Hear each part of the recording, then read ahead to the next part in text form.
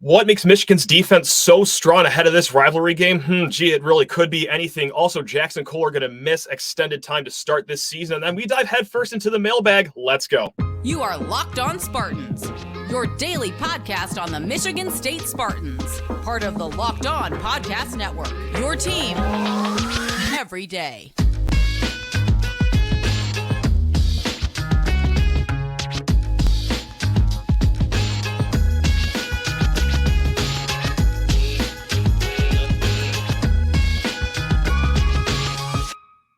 Episode of Locked On Spartans is brought to you by FanDuel Sportsbook, official sportsbook of Locked On. Make every moment more, and right now, new customers can bet $5 and get $200 in bonus bets guaranteed. Just visit FanDuel.com/LockedOn today to get started. Spartan friends, Spartan family, Locked On Spartans listeners, thank you so much for kicking off your day with us here at Locked On Spartans, your team in green and white 5 days a week. And happy Eve to the Eve, or just Eve, whenever you're listening to this. Happy some period of time before rivalry week. Yeah, we're gonna get into this here in a little bit and really break down Michigan's defense, go through the X's and O's of what makes them so strong this year before the game. But first, hey, please rate, review, and subscribe to this here podcast or YouTube channel. And well, away we go again. Michigan, absolute juggernaut of a team, and quite frankly, if we could have a Spartan-to-Spartan discussion, it would be a complete and utter embarrassment if Michigan did not lift the national championship trophy after this season, with all the production they have coming back, with all of the other teams around the nation having some holes in their game as well. And I don't think that there's any other advantage Michigan has this year, but if there is one, that could also help them win a national title this year as well. A big reason to why they're so good is because of their defense, just giving up 6.7 yards per game. That would smash a modern-day record if they kept that going throughout the season. And what has made that unit so strong for Michigan? Well, let's go through a few stats right here. And that's not a stat. Hold on. From The Athletic, breaking. The Big Ten has approached Michigan State with what was described as credible evidence that Michigan has successfully stolen signs by opposing teams this season, sources confirmed to The Athletic. What? Stealing signs? Is that why they're only giving up 6.7 points per game? Is that why they're smashing every single team? Because they're stealing signs and know every team's plays, signals, and maybe even more before games even begin? Well, that's strange. I thought they were the leaders and the best. I thought they had integrity and stood for everything that was good with football. No. So on a real note here, yes, The Athletic, Ross Dellinger, a whole bunch of media outlets, and of course, the Detroit outlets were last to get to this. National outlets, though, they were on it. Big Ten, they have approached Michigan State, Michigan, and the quote that we are going to use here is the credible evidence. Okay, credible evidence using a vast network to steal signals. Let's read the Big Ten Conference statement right here. Late Wednesday afternoon, the Big Ten Conference and University of Michigan were notified by the NCAA that the NCAA was investigating allegations of sign stealing by the University of Michigan football program. The Big Ten Conference has notified MSU and future opponents. The Big Ten Conference considers the integrity of competition to be of the utmost importance and will continue to monitor the investigation. The conference will have no further comment at this time. And, well, let's just keep on reading statements here because this is from the University of Michigan. Quote, the university is fully cooperating with the Big Ten and NCAA. The investigation is ongoing and will not impact Saturday's game at the University of Michigan. We are committed to the highest ethical and integrity standards for all members of our community. And the fact that there is a faction of people out there that actually believe that last sentence is equal parts hilarious and just downright scary that people can be that delusional that at the University of Michigan, we are committed to the highest ethical and integrity standards for all members of our community. Now, that is strange considering that, well, I don't know if you guys saw this last year. Mazi Smith, 31 tackles in 9 games after he was caught with a felony gun charge in early October. Certainly, I don't know how high the ethical and integrity standard that was for him to play in 9 games after that, but I digress. Or, hey, remember when us Michigan State fans were doing the HR work for Michigan football this offseason when they hired Bo Schembechler's fail son to have some recruiting role? And here he is just liking a bunch of racist tweets and just insane stuff. And no, it wasn't University of Michigan that did the work there to get him fired. It was just us Michigan State fans bored on a summer's night again. But hey, we stand for the highest ethical integrity here. Or hey, is there any update on the computer access crimes that the offensive coordinator had last year? Surely the Detroit media is FOIA-ing the lights out on that one, getting down to the bottom of it there. Or hey, wasn't Grant Perry a captain not too long ago? And then wait, hold on. What's your football building named again? Who's it named after? Oh, did he have a friend that he helped allegedly enable to assault hundreds of young men? Well, hold on. Maybe I read that statement wrong here. At the University of Michigan, we are committed to the highest ethical and integrity standards for all members of our community. None of that checked out, but that's okay. They do things a little differently there in Ann Arbor. And also, coaches have kind of hinted at this whole thing going on, right, with sign stealing going on, kind of knowing that, well, Michigan, who is a good team on the field, they did not need to do this to start their season undefeated. Let's just get that clear. But some coaches said some things interesting. Like Greg Schiano at halftime of this year's game against Michigan said, quote, "There's some stuff going on out there. There are some things that aren't good, right? And we will talk about how to handle that." And yeah, like that. Okay, so coaches kind of had a hunch on this. And also, well, you don't get investigated for all this without someone catching wind that, something fishy is going on right here. This wasn't just sour grapes because, well, it's not like there's not usually good teams in the Big Ten, but no one has ever been investigated like this. But hey, you know what? Let's just go back to another Michigan quote here. This is former or current coach Matt Dudek. I quite personally don't care where he is now. Look, we know that there are people who don't operate on the same moral ground that not only Michigan expects, but that Coach Harbaugh demands. So the last thing I'm doing is going down that rabbit hole, probably the fastest way to get fired around here. That's right, the high moral ground at the University of Michigan. Now, let's flip this to Michigan State's side of things here because, well, yeah, Michigan State had the opportunity to not play this game this Saturday. They were notified on Wednesday, as the statement says, where, hey, you guys have an out to not play this game because, well, guess what? Just like their previous 6 or 7 opponents, they're going to know everything you're doing on Saturday, not just before the game, but also during the game as well, which can legitimately be a safety hazard. I mean, I don't know much of an argument against that. But look, should Michigan State play? Let's just talk about it. Should Michigan State play this game? Now, I will preface this with saying, well, of course they will, because not only they have a statement, but look, if Michigan State said no to playing, yeah, they would still be painted as the team in the run here. Like, we know how it goes around these parts in the Metro Detroit media.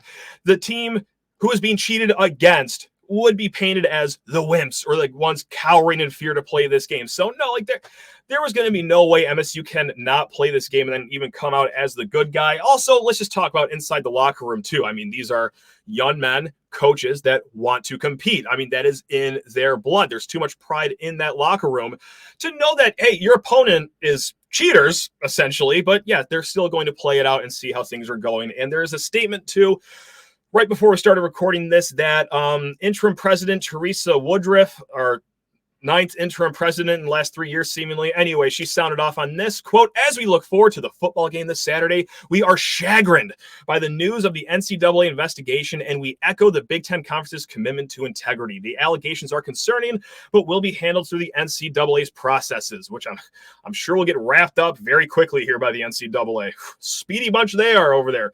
Anyway, back to the statement. MSU has no further comment on that matter. The university is focused on supporting our own team and preparing campus for a safe game day environment. Yada, yada, yada, yada, yada. So what do I think? Just, some idiot with a microphone that just loves his Michigan State Spartans. What do I think? Do I think they should play the game?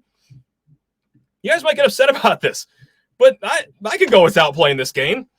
I could certainly go without playing this game. Look, if you've been listening to any episode in the build-up to this weekend's game, or if you just have eyes yourself and have been watching the games this Saturday, I don't see a lot of upside here with this one. Look, Michigan State, 24.5 point underdogs. And I get that any given Saturday, anything can happen, but boy, howdy, we just saw Michigan State have every single bounce go their way last weekend and also take an 18-point lead into the final quarter against Rutgers, and they still found a way to lose. So no, quite frankly, I don't see a path to victory here for Michigan State. And look, that even is before we found out that Michigan knows the entire playbook and all the signals and whatever going into this game. Now, I also think, hey, this is kind of a nice out here too, because just think a few years ago of Michigan's COVID excuse that ended their season in 2020 when they realized that things were spiraling way out of control over in Ann Arbor, and they just pulled positive COVID tests from the labs in Wuhan, basically, and said, no, we can't play against Ohio State or any team at the end of the season. But so that was one excuse they used to end their season, and this wouldn't be ending a season for Michigan State. It would just be, kicking the rivalry game down the road, which would be nice. And I don't know, to me, the excuse of, quote, the other teams know all of our plays might be a legitimate excuse. I don't know. That just seems like a good way to get out of Dodge by not playing against a team that knows everything that's going on. So, personally, I would punt. If that makes me a wuss, so be it. I'm just a wuss that doesn't want to see this execution take place on Saturday. Call me a fake fan or whatever. But I personally can do without the game, especially knowing that, Michigan knows a thing or two about what's going to be going on. I got a few more thoughts about this, of course. And then we're going to get into a recruiting commit for football. Yeah, believe it or not. And then, some basketball news mailbag. But first, the show is presented by Betterhelp. We all feel uncertain at times. And no, not just with MSU's secondary, their kicking game, or their special teams. No. We're talking like real life stuff. Things that we often aren't sure how to handle. And that is where Betterhelp steps in.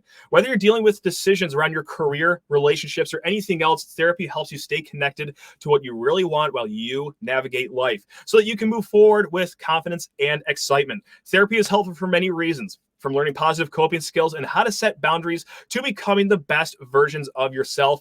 If you are thinking of starting therapy, please give Betterhelp a try. It's entirely online, designed to be convenient, flexible, and suited to your schedule. Just fill out a brief questionnaire to get matched with the licensed therapist and switch therapists at any time for no additional charge. Let therapy be your map with BetterHelp. Visit betterhelp.com/lockedoncollege and get 10% off your first month. That is BetterHelp, HELP.com/lockedoncollege. Also, right now, just like we said, Michigan State 24.5-point underdogs against Michigan. If you're feeling spicy about our Spartans, do it with FanDuel. That is right, America's #1 sports betting app out there. I do all my business on FanDuel. That's right, because why?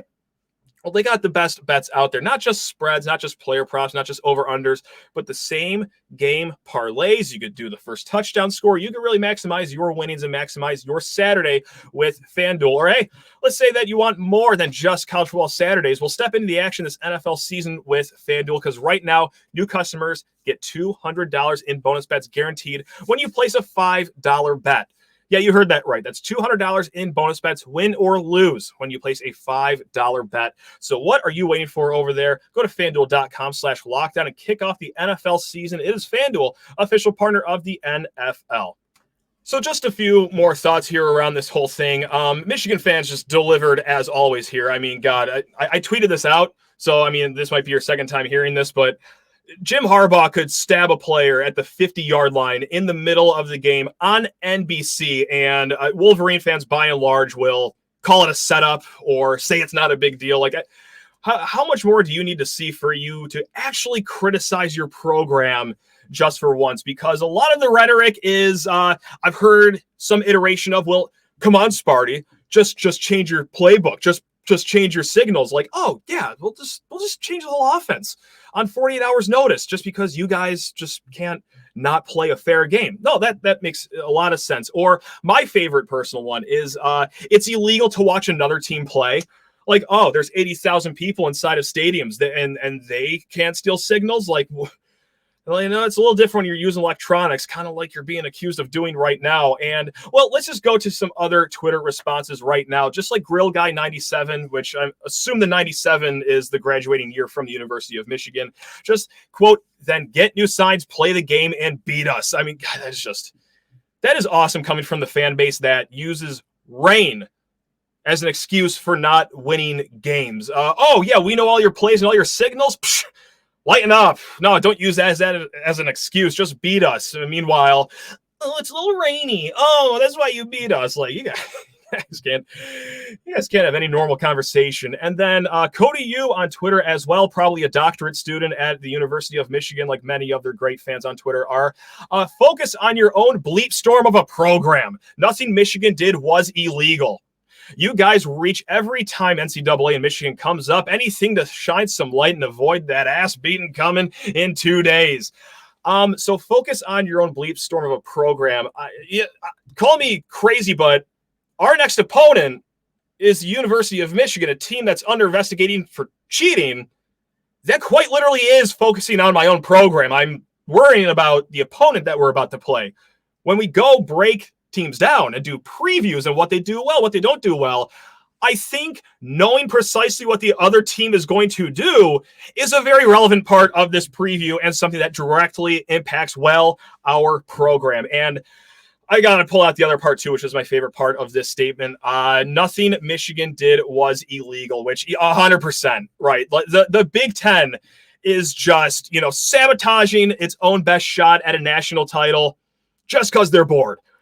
They're using language like clear evidence, just all willy-nilly, just throwing that to the wind and saying like, I don't know, it might be, it's early stages of the evidence. We actually just heard from a message board that there might be cheating going on.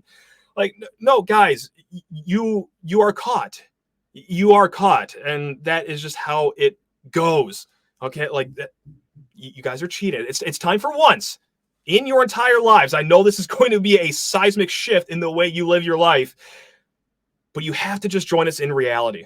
You have to try your best to join us in reality. I know that the leaders in the best, ethical integrity, and like, guys, you're not that special, all right? You guys are cheaters. You guys are largely scum, and your athletic director is nowhere to be seen in all of this. Once again, wow, that's crazy. I have some other thoughts, too, about this as well, and I'm wondering, the 51 points that Michigan gave up against TCU, did you give up 51 points against TCU with a month prep, knowing all their plays and signals, or did they score 51 on you because finally, for the first time last season, you didn't get the chance to canvass the stadium with your moles, knowing that you would face them? Like it wasn't a scheduled game like all the Big Ten games were.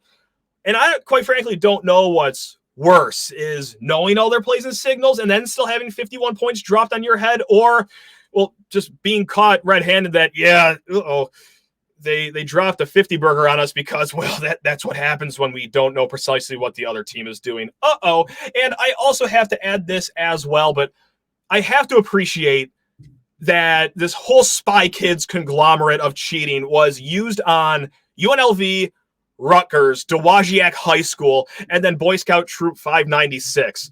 Like, this wasn't for the Penn State games or the Ohio State games. Like, you were caught before your real season even started. So I have to point out the hilarity in that is that, like, good job using the spy thing for high school games, all right? Now you can't use it when it actually matters. You probably should have started your little spy brigade a little later in the season so you can get to Lucas Oil Stadium for a third time with no sweat like you had the last few years because, well, the binoculars are a working here. Hey, here's something I didn't expect we would talk about anytime soon.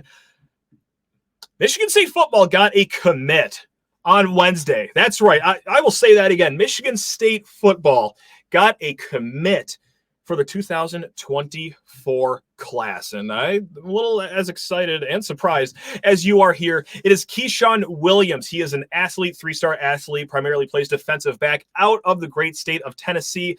And he is teammates with fellow Tennessee native Jalen Thompson, another defensive back out of Riverdale High School, which means that Riverdale High School in the state of Tennessee has as many commits to the 2024 class as kids that are just from the state of Michigan here. But I digress. We're back to 10 commits. Look at us. So Keshawn Williams, a little bit about him. He did have a knee injury last year, bouncing back in a strong way. And that knee injury has led to the offer sheet of, other than Michigan State, Austin Peay, Eastern Kentucky, Georgia Southern, Tennessee State, Tennessee Tech. So look, a low offer sheet for sure, but Michigan State jumps that offer, and what better time than now to jump on a golden opportunity to play Big Ten football? So yes, he'll be coming up here with Jalen Thompson, should they both keep their commitments. So there you have it. Again, I just can't believe it here. All right.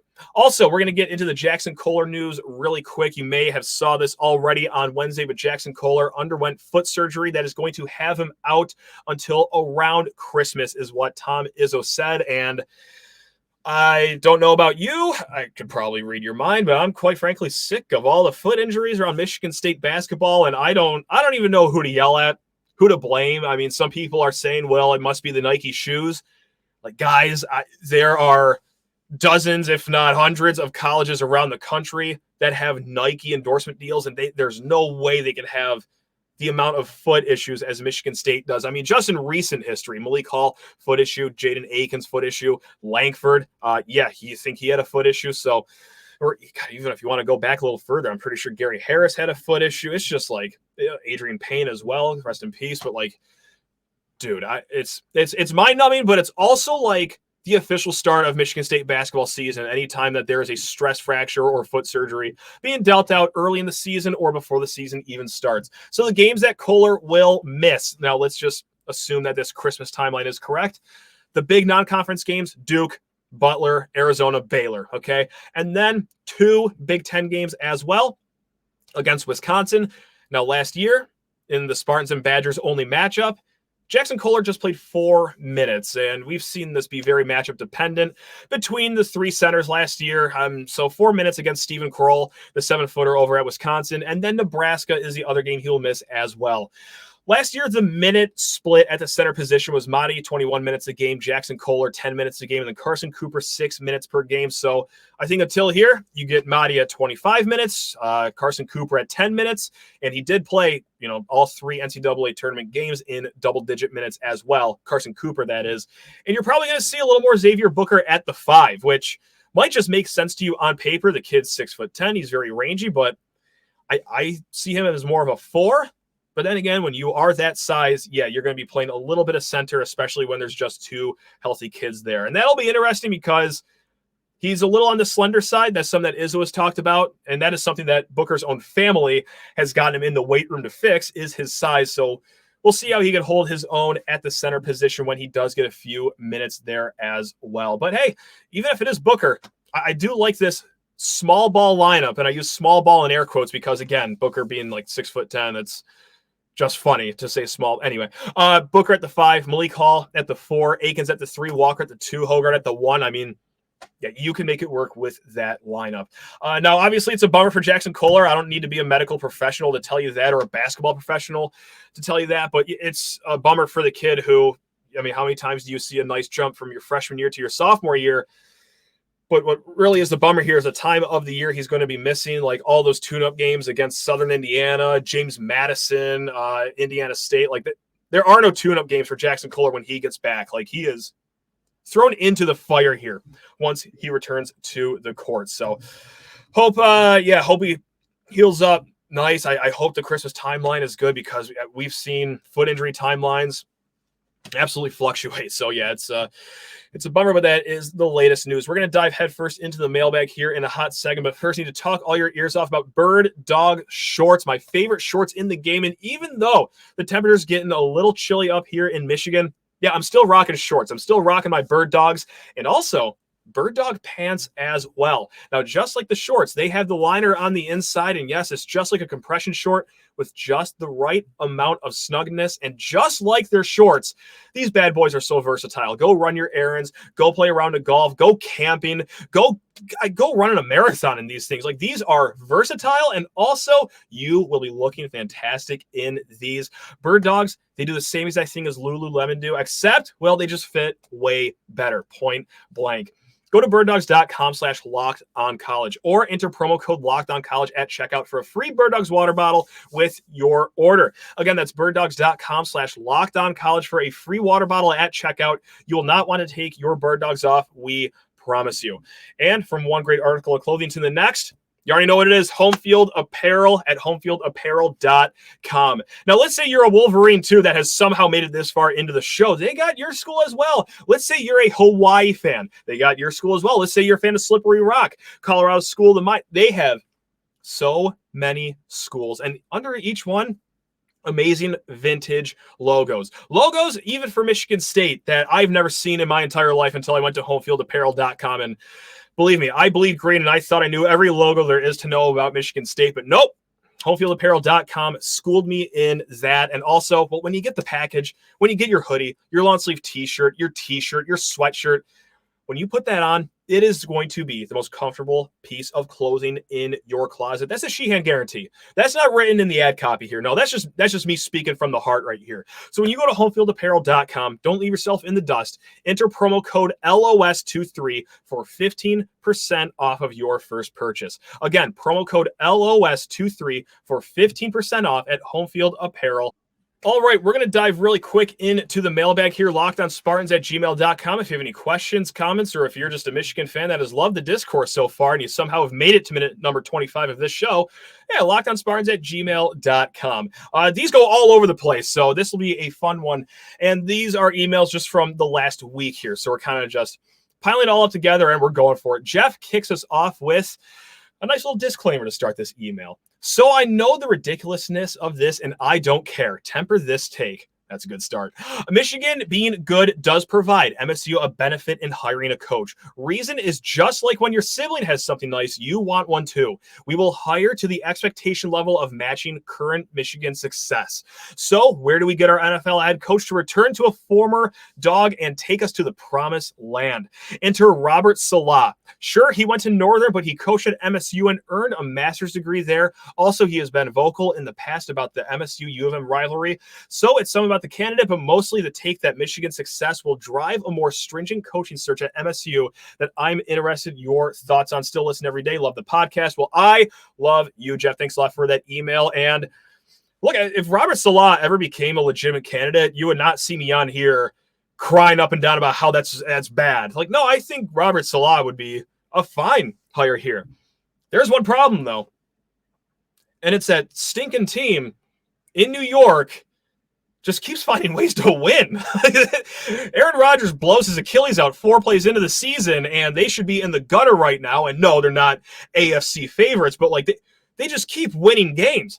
And that's going to keep Robert Salah there, especially if they could just keep their head above water, finish the season at, I don't know, like a 8-9, for example, or maybe even a 7-10 would get the job done. Something that shows that there is something there, even with Zach Wilson slinging the ball around. But so that's why I don't think we should get our hopes up for Robert Salah, just because the Jets keep finding ways to do it and keeping Robert Salah employed. So whatever. But hey, if the last few weeks of the season get a little topsy-turvy for the Jets and he becomes available, again, I'd be thrilled to have him here. I do wonder, though, if he would want to come back down to the college ranks. I know, obviously, we've seen NFL coaches go down to college, like Matt Rule over at Nebraska, Urban Meyer, maybe in the future. We'll see. But no, NFL is a different beast than college. It is a much easier job in the NFL than college, and a lot of coaches don't want to go back to that grind of having to recruit every single hour of every single day, taking bus rides instead of coach or private flights.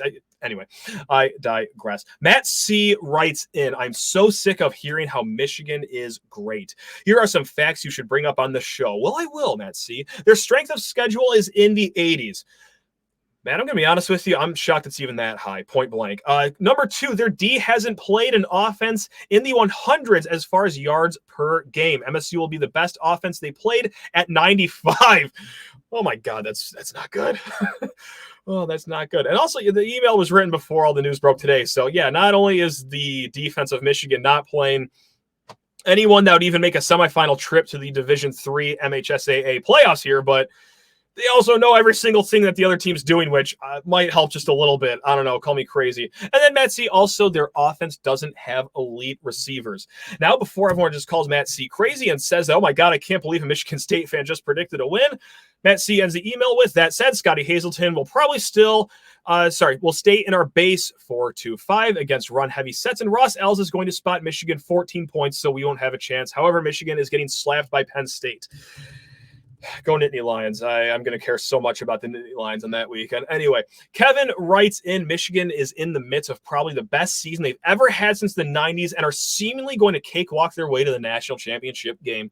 Yet I only ever see them posting about how Michigan State sucks this year or freaking out about how Urban Meyer is most definitely, positively, certainly never going to coach for Michigan State and making fun of fans who even suggest that Michigan State is a desirable program for a coach to head to. My question is, on a scale of 1 to 10, 10 being the highest, how pathetic is the Michigan fan base that they haven't even enjoyed their own team's success and feel the need to constantly post about their rivals in threads that they don't have any connection to Michigan? I'll always say 10. Just any day of the year. It doesn't even have to be this specifically. But, like, I will reason, at least with Michigan fans here, is that the reason that they always just talk about MSU is, like, and this is just honesty, it's not like their games are much to talk about, right? And, like, I actually, believe it or not, this might floor some of you, but, like, I do have at least one Michigan fan in my life that I talk to somewhat regularly, and even they're like, yeah, I turned the game off in the second half. I just went, just to do grocery shopping, or I don't even know if I'm going to go to the game this week. Like, it's not going to be exciting. Like, they just don't have any games to talk about, quite frankly. I know that there were some Michigan fans that were really sensitive over me saying that Michigan has played a 7-week preseason so far. But guys, like, that's just true.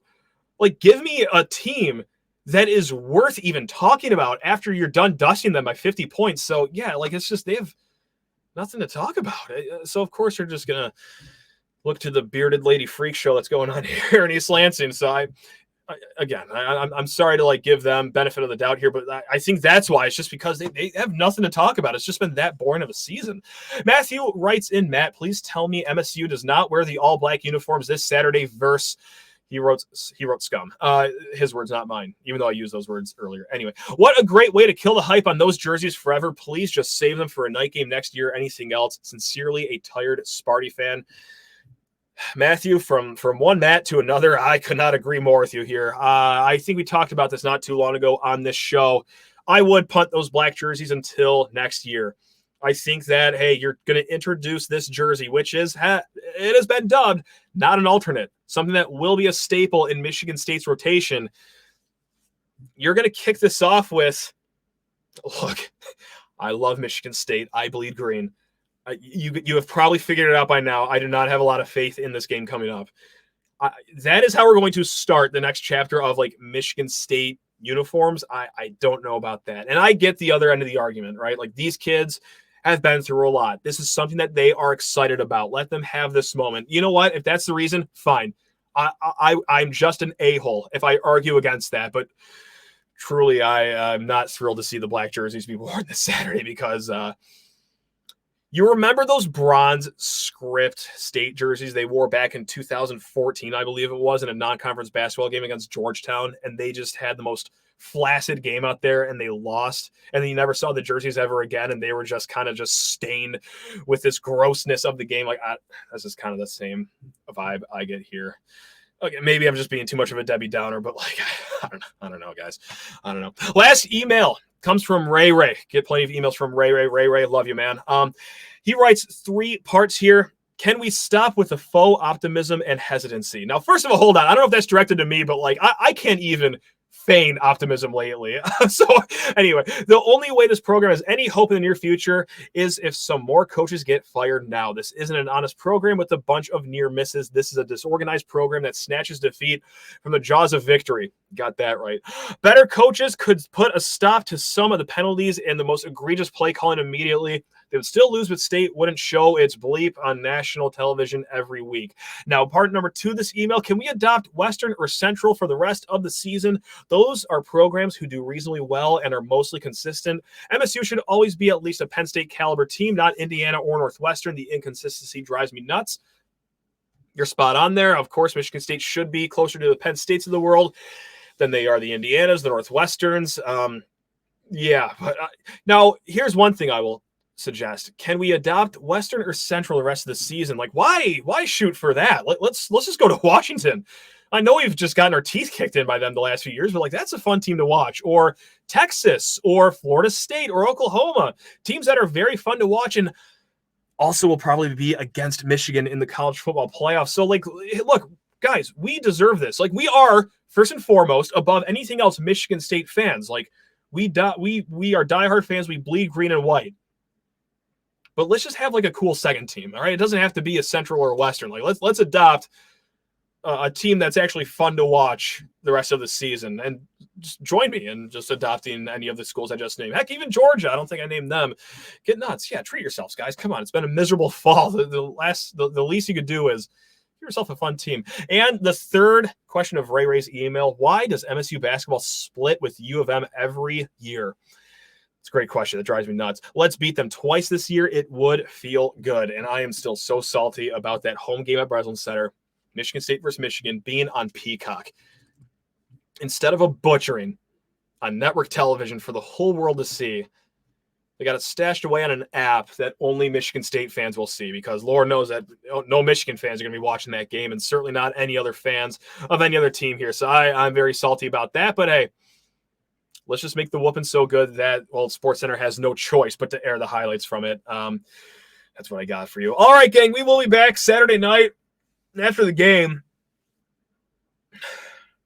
It'll be awesome. It's going to be a great time. And then we're going to be back every single day next week, because that's just what we do here. If you haven't figured out by now, we are here 5 days a week, no matter how good or how bad a season is going. But hey, guys, go enjoy yourselves this weekend. Let's all hydrate. We're going to mix in a water every so often, and then, just have a fun, safe time in East Lansing. I'm sure it'll be a fun time. So also try to stay dry. Going to be miserable weather, but hey, love you all. I genuinely mean that. Go Green.